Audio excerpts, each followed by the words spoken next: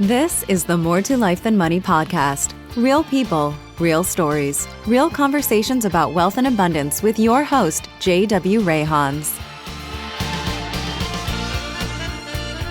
Well, here we are, another episode of the More to Life Than Money podcast. And today, I am excited for all of you to get an opportunity to meet someone who, when you take a look at his experience, it goes from a business experience, everything from startup to multi-billion-dollar organizations.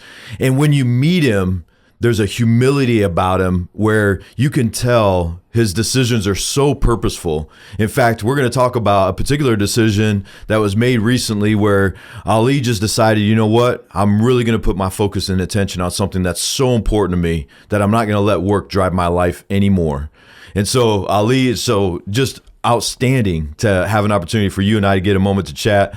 And we even have a background that we didn't quite remember entirely until we got together. And so looking forward to just where our conversation goes today. Thank you for being willing to share your story with everyone listening today, because I know it's going to have an impact beyond even what you and I might imagine. So thank you for being here. Wow, thank you. It's hard to stay humble with an intro like that, but thank you so much. I'm very excited as well. I know we connected earlier, and it was an awesome conversation. It could have kept going for hours. For sure. Yeah, and maybe we'll keep everybody here for hours today. I don't know. But I tell you what, be ready. It's like with our other episodes, the thing about it is as you're listening, there's going to be some things that you're going to want to write down. There's going to be some ideas that you want to capture. There might even be some actions that you think of that you want to take in your own life, and we want you to be ready for that.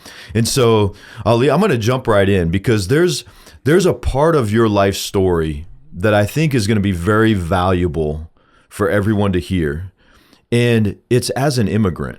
And so we're going to get into some of the business stuff. And that's where you create a lot of value for a lot of really high profile people who have experienced ultra success in the minds of many. But I want to start with, what does it mean to be an immigrant? It's not something that every one of us in the U.S. have had the opportunity for. And yet I know there's great risk that comes with that. There's probably great life change that comes with that. But I want everyone to hear from you. What has it been like to be an immigrant to the U.S., and what has it meant in your life? Sure. I want to expand on the definition of immigrant, because I find there are probably many categories, but I look at two categories. There's immigrants of choice, or immigrants that things happened geopolitically where they had to make some changes and leave their home country and start a new life. So in my case, I was born in Iran. I came here when I was 3. My parents, maybe 2.5, 3, my parents had a business in Iran. They had property in Iran. The revolution in Iran happened, and they happened to be in the U.S. when that happened, which was very fortunate. The downside is, because of the revolution, they had a choice to either go back and claim their property and their money and other things like that, or at the time they had me and they had my sister who's 2 years older, or for the benefit of their kids to stay in the U.S. with nothing, essentially. Wow. So that was, for me, I didn't know any better. That's just how I grew up. But definitely I appreciate, now that I have kids, what my parents must have gone through, because they didn't know the culture, and it's a very different culture than in Iran. So I look at it now, it's like, man, if I took a vacation to, China, to Beijing, vacation with the family, and suddenly some things happen and I just had to make a decision, I think I'm going to have to stay there. I don't know the language, I don't know the culture. It'd be pretty crazy with kids. So that would be. So that's one component of being an immigrant. The other part is, growing up, I still speak Farsi. My parents spoke Farsi. We didn't know the culture. I definitely grew up with a lot of, self-doubt. Like, why am I not understanding what's going on? Because I just didn't understand the culture. Like, the teachers would say expressions, kids would say expressions. I was the awkward kid who was shaving in 7th grade because I had a mustache, and pretty much, was looking back, things that were tolerable in the 80s were not tolerable. Now we're getting picked on, getting bullied, all that stuff. I look at it as a gift, because it made me, two things. It made me a lot stronger. So socially, it enabled me to adapt and fit in, which, some people say that's not a good thing. I think it just improves your awareness and emotional IQ when you're trying to, whether it's trying not to get bullied or trying to get the girl you like to pay attention to you, like you want to find a way. That's right. So that part was helpful. And then in the other part, it's like, growing up where, we lived when we first moved here, we lived in a small, maybe 1,000 square foot or smaller apartment. And oftentimes we had other relatives living with us. So it was a very cramped house. And we weren't of means, although I didn't notice it growing up. You didn't know any different. I didn't know any different. I'd get hints, like I'd see friends doing stuff, going out to restaurants and stuff. And for us, it was like a big treat to go to like Sizzler once a year or something. So that part also, I saw the challenges my parents went through, especially when it came around money. And they had to start a business from scratch. They started a furniture company from a storage rental unit in Tempe, I believe. Wow. Early on. Yeah. Yeah. And eventually, decades later, they grew it. It's successful. It's still around. However, at that time, I was like, okay, for me, my different siblings have different reactions to it. For me, it was like, okay, I want to make sure that I'm never in a position where I don't have that financial security and I can provide. There's also another component, and I completely understood this growing up, that my parents had to work. It wasn't because they didn't like me or want to play ball with me or play catch. I understood the priority. Yeah, there was a necessity. It was a necessity, and I got it. Yeah. Now that I'm older, my parents always say, "Oh, we're so sorry we couldn't spend time." I'm like, I get it. I got it. Like it was. However, there are still bonds that could form if that stuff happens that just because of circumstances didn't form as much. So I understand that as well. Yeah. I appreciate you sharing all that, because even as you were recollecting back through some of that childhood and some of that upbringing, there were drivers that were coming out. They were like drivers of your future, drivers of your motivation that were coming out in the way that you were sharing that story. If I can, I want to highlight back on a couple of them and see what else comes out of that, because I think for any of us and any of the people that are listening, they might connect with some of these different drivers, and it might bring more clarity to like, why is it that they move towards certain things? And I want to see if anything comes out of that. And so let's go back to the choice that your parents made. Just out of curiosity, did they ever reflect on that or share with you anything about that choice or how it influenced them or how it influenced their future? Obviously, it changed your lives drastically in what sounds like a moment's notice of saying, look, we have a decision we need to make. Either we stay or we go back home. Going back home has certain consequences. Staying has certain consequences. They ultimately made the choice to stay. Yes. Have they ever shared that with you, of even what it was like to go through a decision like that, or how it influenced them, or how it influenced you and your sister? Yeah. Well, I think, one part of your question, was it the right choice? Based on conversations I've had, we are, as a family, we're all so grateful to live in this country. Because as the story goes, right, those who have grit and can work and focus and not give up, there is an opportunity for them. Yeah. And so from where they were when they first came till now, plus the economic stability, the security, the safety, like no comparison. Like clearly they made the right choice. And I think most parents would make that choice. When you have kids, it's very different. You don't make choices like, sure, I'm sure they would love to be close to their relatives and enjoy the food there and other stuff, even if there weren't other, concerns. But the whole culture there changed like completely. So they feel like they made the right choice. They've made a great life for themselves here. Their kids have grown up. Now they have grandkids. So I think it was the right choice. But in terms of like, I know that they miss elements of it. Sure. Growing up, I was like, oh, it used to be like this. It used to be like that. There was a time when Iran and the U.S. were very close allies. It was very different back then. It was very safe and stable, and just a lot changed. So I do think that just like I wasn't old enough to really miss it. I did visit once when I was 10. I really enjoyed seeing probably 100 relatives I didn't know I had. Yeah, because both my parents have pretty big families and et cetera. But I think that they're comfortable that they made the right choice, Yeah. like by a long shot. Okay. Yeah. Yeah. Thanks for sharing that too. We're going to do a bit of a dance. And so there's going to be some of these things that you shared that I'm going to come back to. Yeah. But I also want to draw a connection because you and your wife, Carolina, I'm sure have had to make some important choices, some important decisions that have influenced you, that have influenced your kids, your Nina and Max, and kind of where their life is today. So what are some of what you consider the big choices or the important choices that you guys have had to make as a family already? Sure.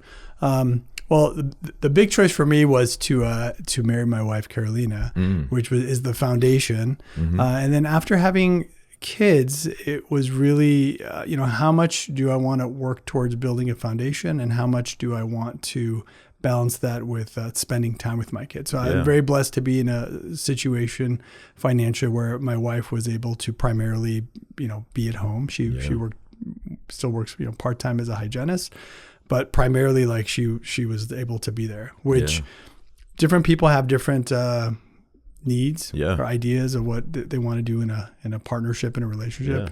Well, even going back to your child, you mentioned you didn't ever want to be in a position where there was like financial insecurity. Absolutely. And so there's the chance that that's going to become a decisive driver for you when these choices come up.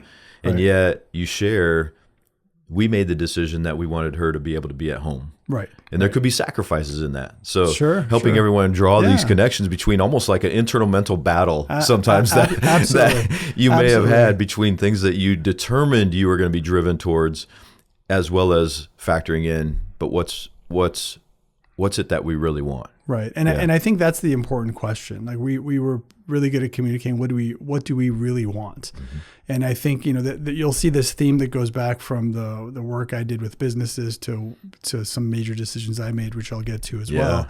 Like, what do I really want? And a lot of the people that I work with now, we always start with what do you really want? Not what does society tell you to do, what have been your prior successes that you're good at that you're just going to keep doing. Like, be really intentional about what you really want.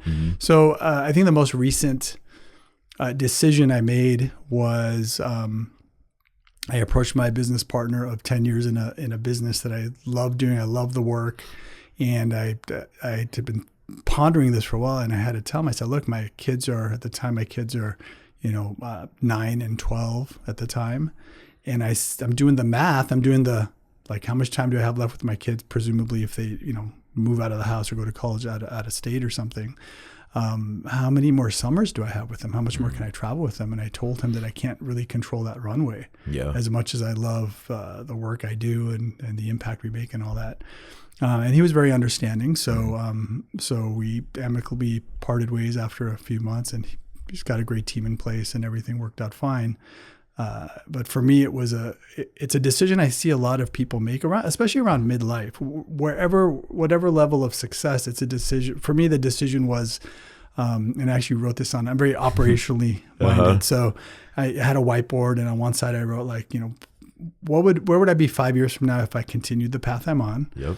And there were a lot of financial and security and equity and all kinds of benefits.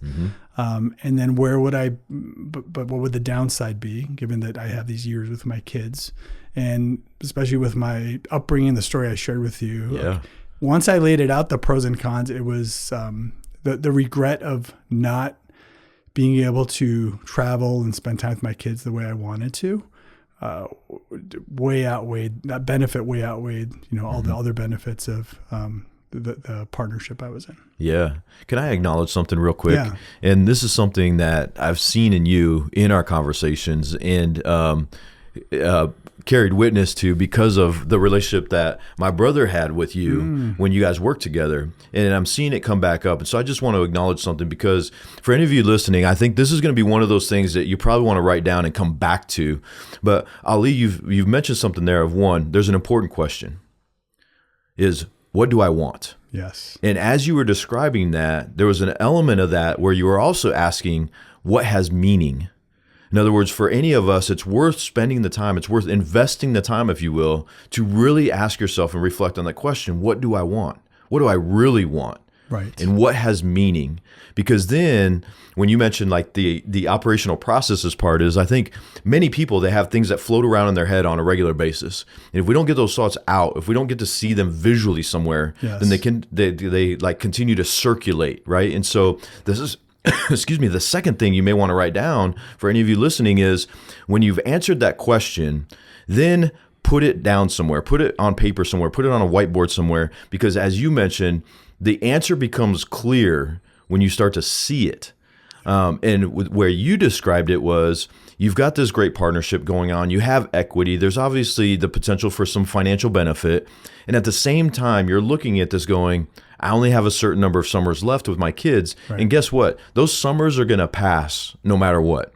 Right. And either I'm going to choose to travel and create the experiences that I want with my kids, or I continue to pursue this partnership, which at the time was probably requiring a lot of your time and travel, even work-wise. That wasn't necessarily travel with your kids. Yeah. Therefore, the answer became clear. So sometimes when we're looking for a clear answer, it's not from keeping all that in our heads. It's from asking, what has meaning? What do I really want? And then putting it down somewhere so you can see it. And in your case, you mentioned categorizing it. Yeah.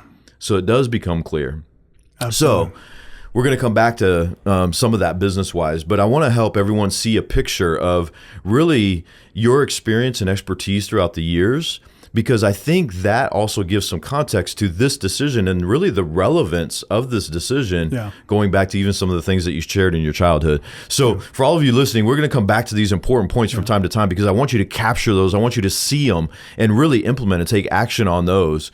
And so, Ali, let's backtrack a little bit. And I'm gonna ask, if you will, okay, to brag on yourself, because for those of us that know you, or those of us that know some of the people that you know, I would imagine most of us would say you're a very well-connected, influential people with influential person with influential people.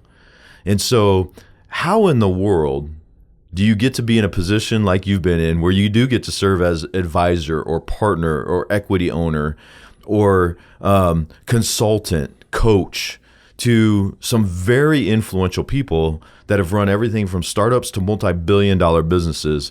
And if somebody's listening to this going, how do I get to do that? Sure. Yeah. What would you share with them? How do you end up in a position like you're in, where you really do get to serve as a trusted advisor to people who are ultra successful by many people's definition? You know, no one's ever asked me that question. And as you were asking it, you know, there are clearly some things from a credibility perspective, you know, past clients I've worked with, the type of work I have been doing for, let's say, roughly the last 15 plus years has a lot to do with it in different industries, businesses, you know, strategy, where you choose to focus, where you choose not to focus, all those things. And after a while, you start to see patterns. And so there's also the outside perspective. A lot of people, when you meet them, they're stuck in their own decisions. If they knew a better way, they would have done it differently. Right. So there's that component. However, in this interview, you're tying in a component that I developed early on. It's that ability to really listen and have empathy. And I think that, and actually not judge people. Because I you know, grew up being judged for various reasons. My name is Ali. I was raised Muslim, you know, like in Scottsdale, Arizona. That's, you know, there's a little bit of judgment going on there. Well, and even you mentioned how that created some self-doubt, you know. So even you take this boy, and I'm envisioning this boy that has self-doubt and that's been picked on and bullied from time to time and prejudged, and then he blooms and blossoms and grows and strengthens into who you are today.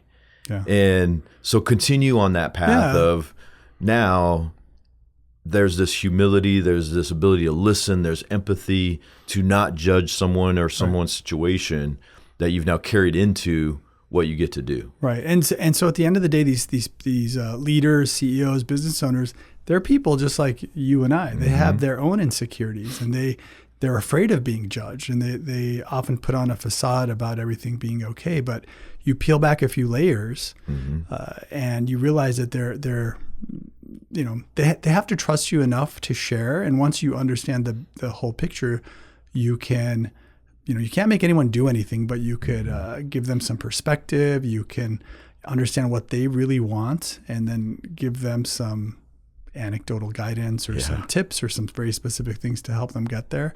I want to add to something you said earlier about the importance of knowing what you want.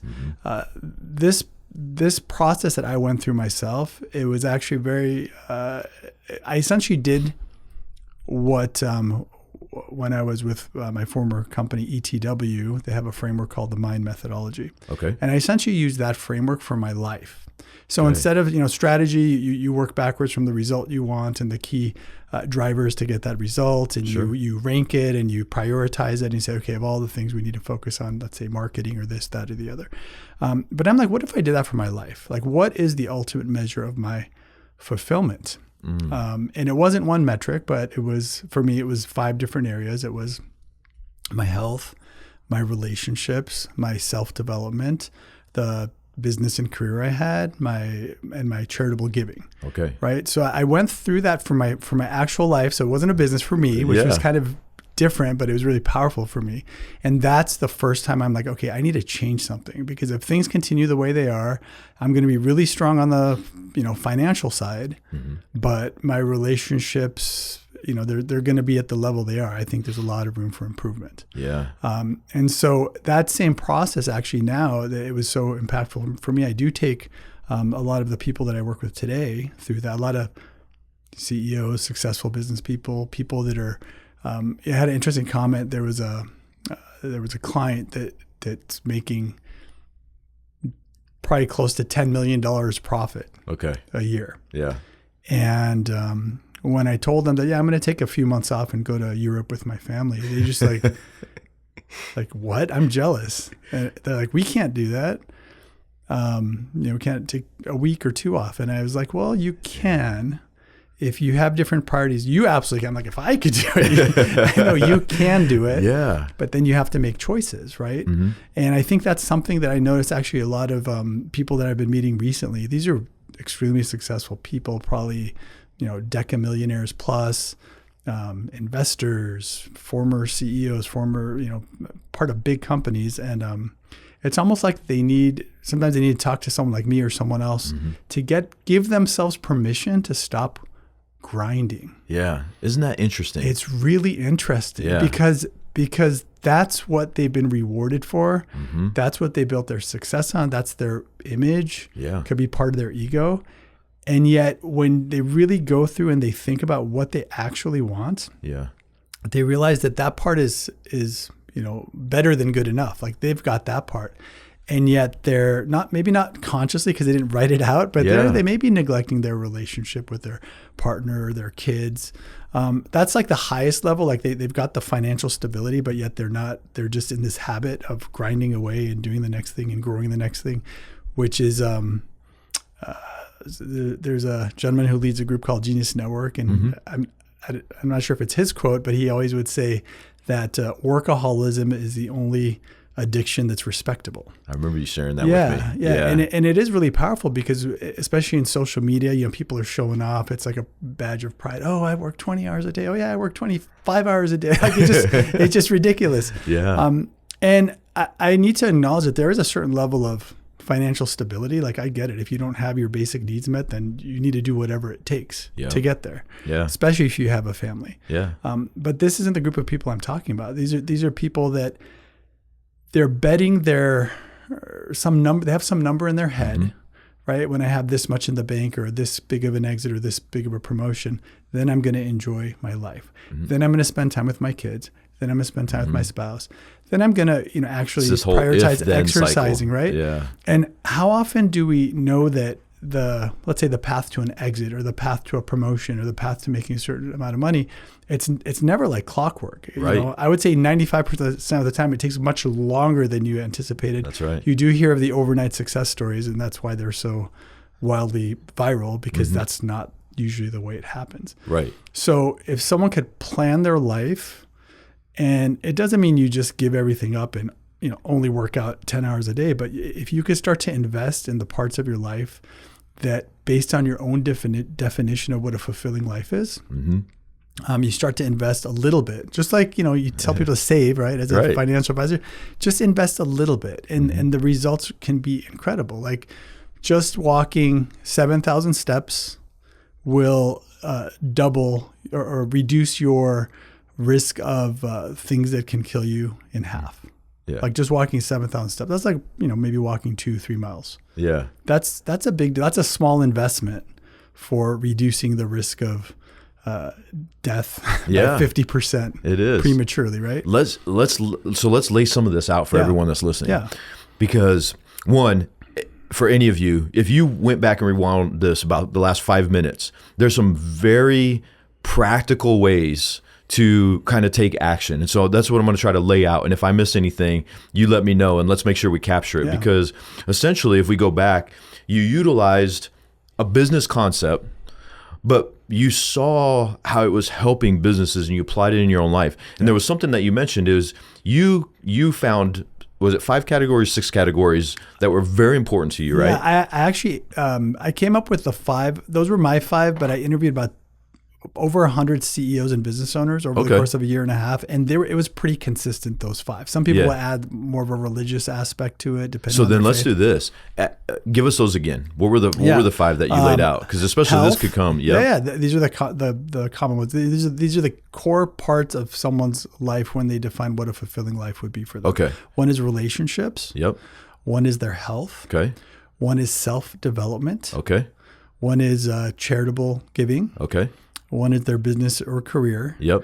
And there's another one which seems like it's the same, but it's really financial. It's just that everyone tends to have some number or some level of financial stability that they consider like I'm there, I'm secure. Yeah. Right. For some people, it never ends. So you had a ranking system. So you had these 5 or 6 laid out, and you gave them each a ranking. Okay. Yeah. What'd you do with the ranking when because it's self-ranked, right? Yeah. But then what did you do with that? Yeah. I'll give you an example. Yeah.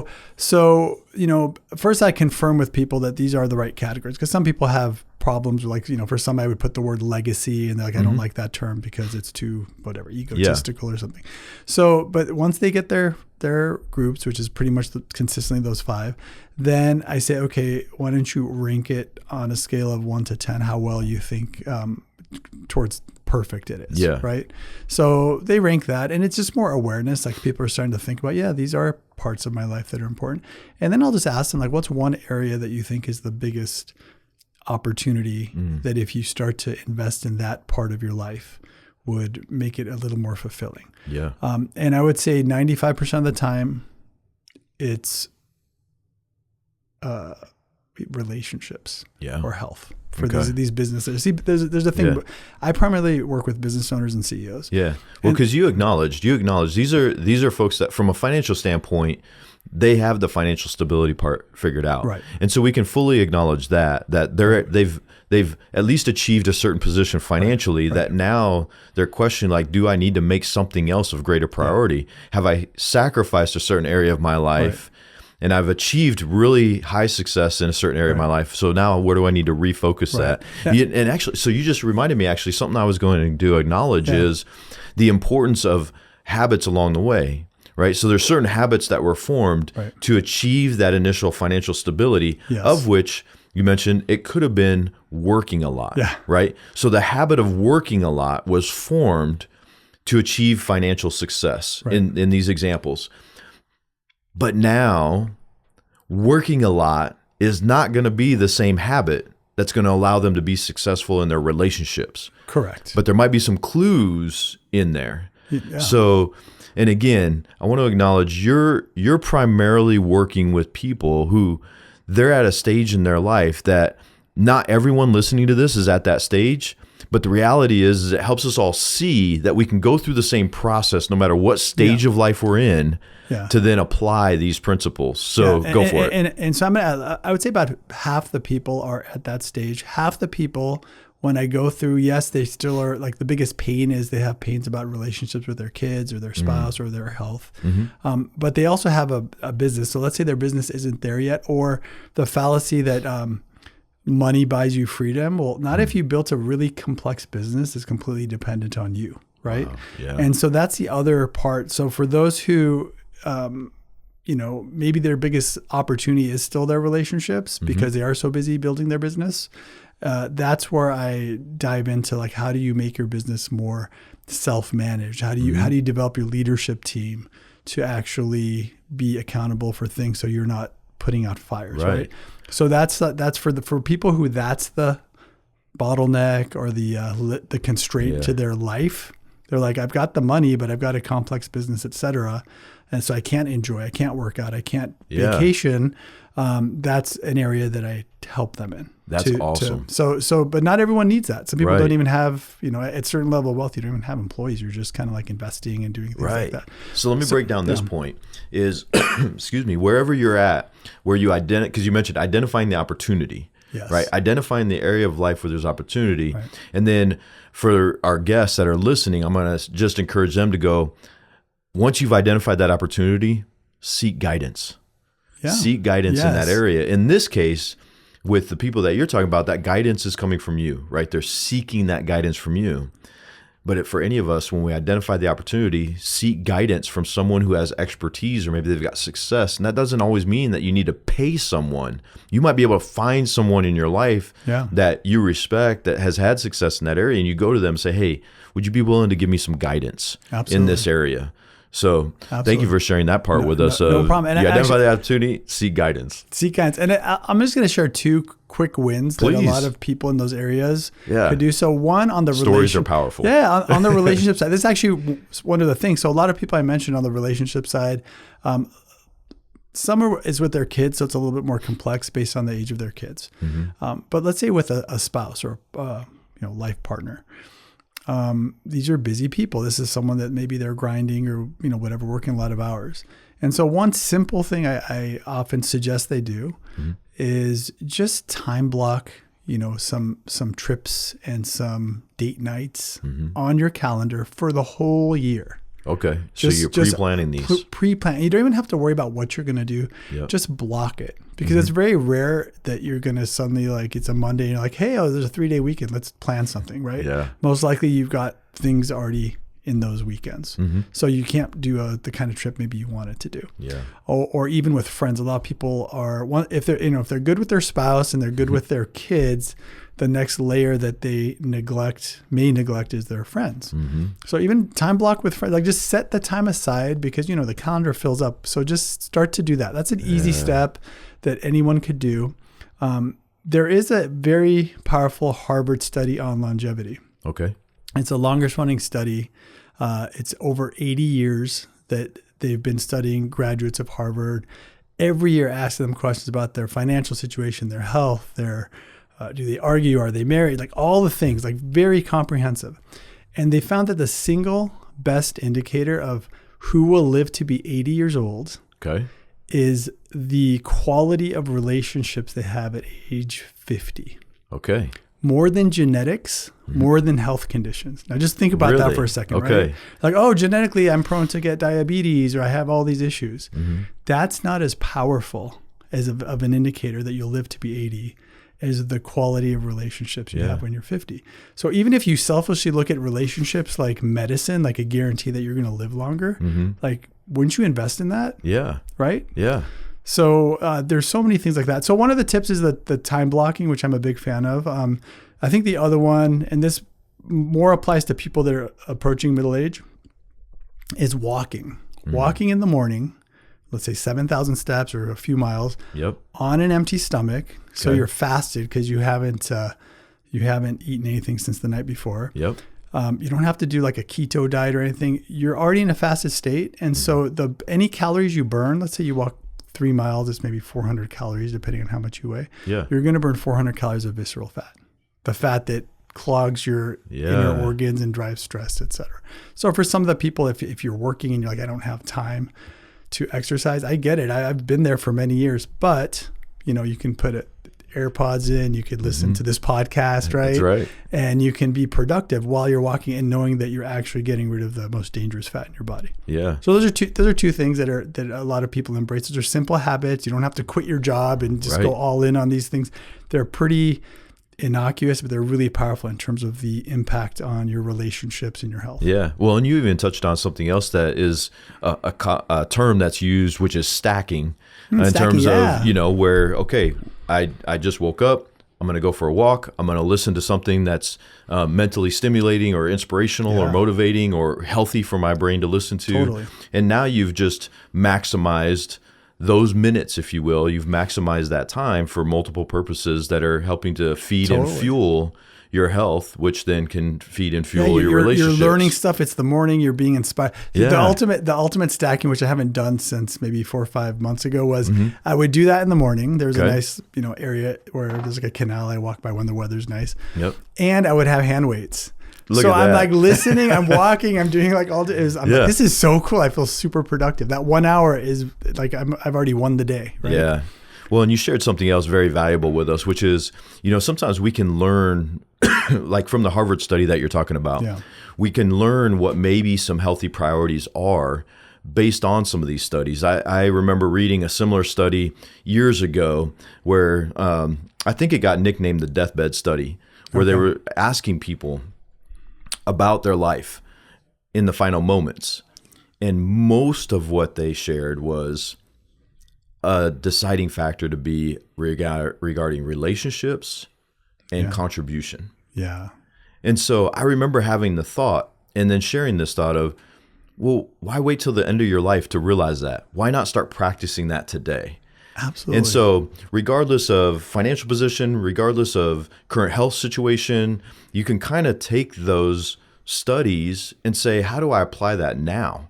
How can I make my relationships a greater priority? How do I, maybe call a family member or friend while I'm on that walk in the morning, and stack that together, because that then helps even better strengthen that bond, right? And so that's a great really idea. thinking through, how do we prioritize these relationships if we know that's one of the greatest factors to longevity now? And so I just really enjoy how your kind of operational mind takes these ideas or takes these thoughts or takes this research and breaks it down. And now you're sharing these practical principles with anyone that wants to put them into action. Yeah. So let's go to a story that I'd like you to share in terms of what's a story that you would share with someone if they said, Ali, I want to know that my life has had meaning. I want to know that my life has had impact. What do I do? What do I do to build these relationships? And you mentioned a couple principles earlier that I want to highlight and see if this triggers a particular story that you want to share. But you mentioned listening and empathy. And so what's a story you would share where, whether it was because it's been such an influence on your life or because it's been something that you were able to do for someone else that carried such influence, that we can now see through that story the influence or impact that we could have? I'm trying to think of a specific story. I do remember during COVID, I was on Zoom a lot and I didn't have a proper space for it. So I like to paint as a hobby. So I had a giant canvas behind me so there wouldn't be just a white wall. Yeah. And I started to put like my artistic version of, I put these hash marks on the canvas. Okay. So like a black hash mark, you know how you do like the 4 hash marks and then cross it for 5. So a black hash mark was if I feel like I influenced a client to do something better. You know, people like take your guidance, they'll share with you that it helped them. So it was, if it was, I felt that I impacted them, but they didn't tell me. And then the white color was for if same thing happened with my kids. I felt like I invested in my family. Yeah. Right. But they didn't explicitly tell me it helped them. Okay. And then on the side of the canvas, there's like a 2-inch thick canvas in bright orange. I would mark the ones where people actually said, hey, Ali, this specific thing you did really helped me or changed my life or things like that. So there was like an acknowledgement. Right? And that was purely for me because I felt like, I'm in this situation. I'm just on Zoom all day with various clients.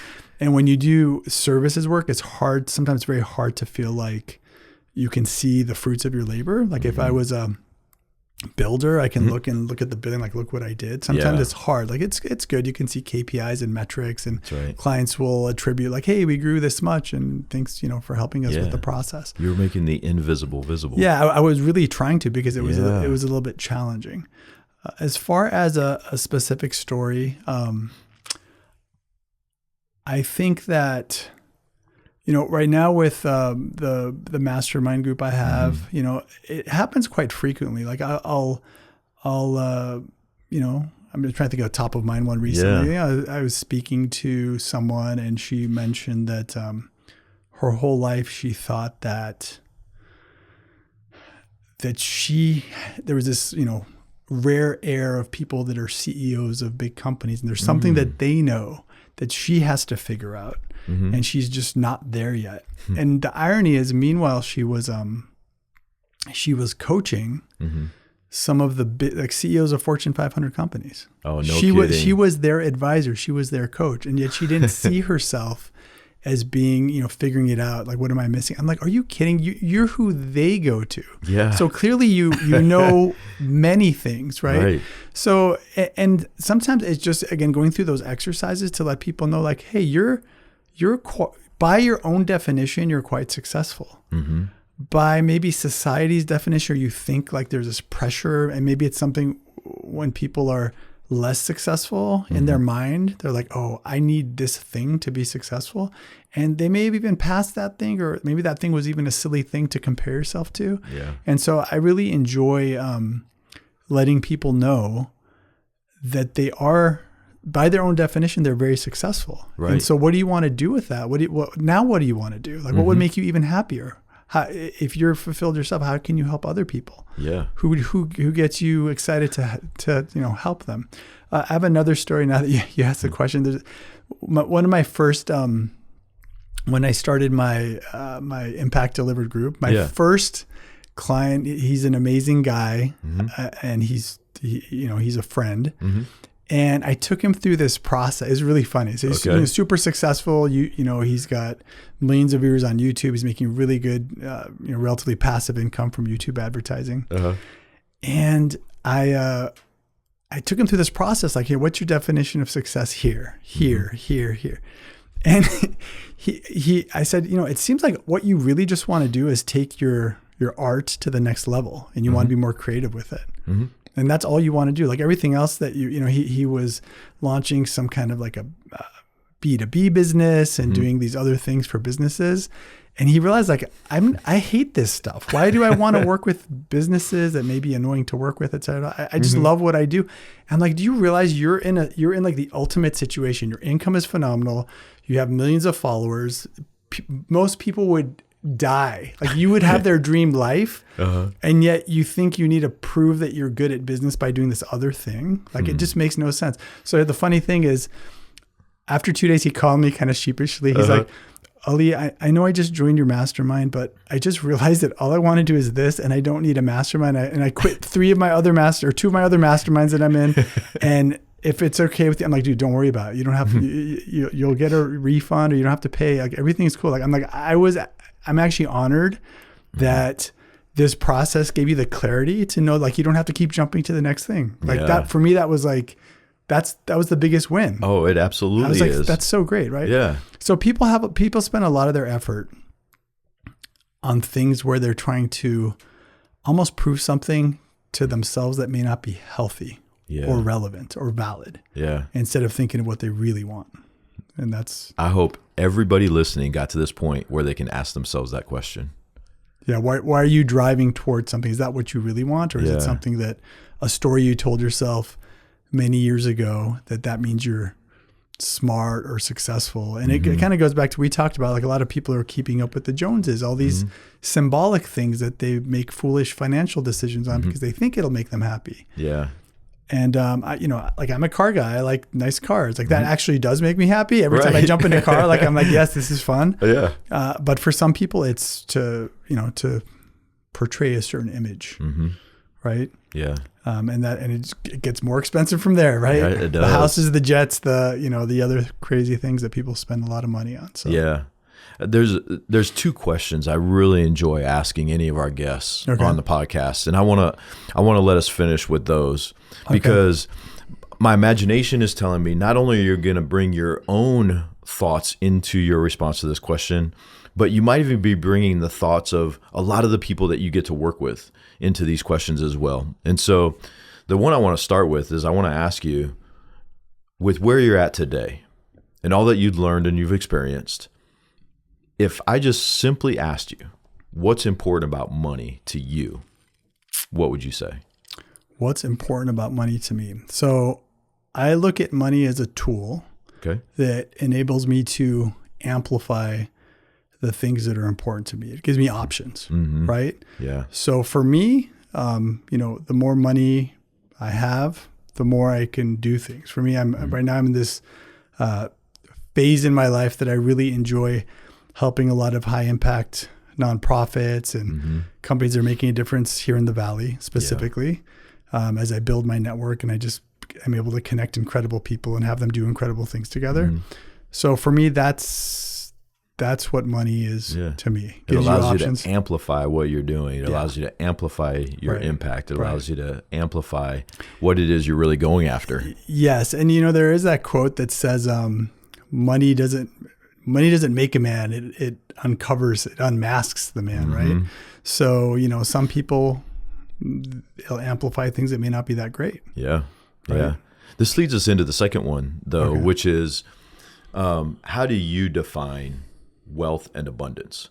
When you think of wealth and abundance, whatever true wealth and abundance is to you, and someone says, hey, what is wealth and abundance? What would you share with them? Okay. I look at wealth as the ability to do the things that you want to do when you want to do it. Yeah. I look at abundance as a mindset. And that mindset is that I am enough and I have enough. Yeah. And then, when you have abundance and you think of those two things, good things will happen to you because you're not thinking from a place of scarcity. As an example, I've brought a lot of people together. People are constantly saying, hey, can I compensate you for that? Can I do this? If you get an investor, I'll give you this. I'm like, I don't need any of that. I'm like, if you feel like paying me, great, but I'm not going to make any promises. I just want to help you because I want to help you. And I think that's a beautiful place to be in. Yeah. Right? Yeah. A place of abundance. Yeah. A place of abundance. It's not that if it's either if you win, I lose, or if I win, you lose, right? There is plenty to go around. Yeah. And there's so much untapped potential. Yeah. And if you can influence someone's mindset to get them to see that in themselves, then it could be a chain reaction, right? Then what could they do for other people? So for me, that's really exciting, is to get to help create an environment where more people are thinking in those terms of abundance. Yeah. That mindset of abundance as opposed to a mindset of scarcity. Absolutely. Man, Ali, I got to tell you, this has been outstanding. I'm excited. This is a great conversation. The time has flown by. And so as any of you listening are thinking about the conversation that you and I have just had, my hope is not only is there going to be pieces of it that connect with them, there's going to be pieces of it that they want to share with someone else, whether it's because of the family aspect of the story that you share, whether it's the relational aspect of what you share, whether it's the financial success. But what you've done for anyone listening is you've given them some things to think about. You've given them some questions to reflect on, and you've even given them some practical ways to take action and start to lay out, really defining what's meaningful to me, what's important, what do I truly want, and then how do I start to make decisions and actions towards that path, towards that journey, towards that result of what that fulfilling life looks like for me. And so, man, I just hope this episode and our conversation will get shared with as many people as possible. I know that one of your main drivers is impact, and I sure hope that by all of you, our listeners, sharing Ali's story, sharing some of the things that we've talked about, sharing this episode, that your impact, Ali, will go far beyond what either you or I could measure. And that maybe someday you're going to get a note out of nowhere. That would make my day. That would make my day. Do it. That's going to say, you know what? I heard you this one time on the More to Life Than Money podcast, and here's what I did, and here's the impact you had on me. And I just want to say thank you. My hope is that from our time today, that's a note you're going to get at some point in the future. I would love that. And I want to thank you. You've been a very gracious host. You've done your research, wonderful interview questions. You repeat the highlights. I think you're doing a great job. And I think your podcast will continue to grow. And I'm just grateful for you letting me be a part of it. Thank you. This is a joy. For all of you listening, like I said, please share Ali's story. If you found any connection toward it, share it with as many people as you would like. And come back and join us again for the next episode of the More to Life Than Money podcast. Thanks for being with us. Thank you for listening to the More to Life Than Money podcast with your host, J.W. Rayhans, financial advisor, jw@rayhansfinancial.com.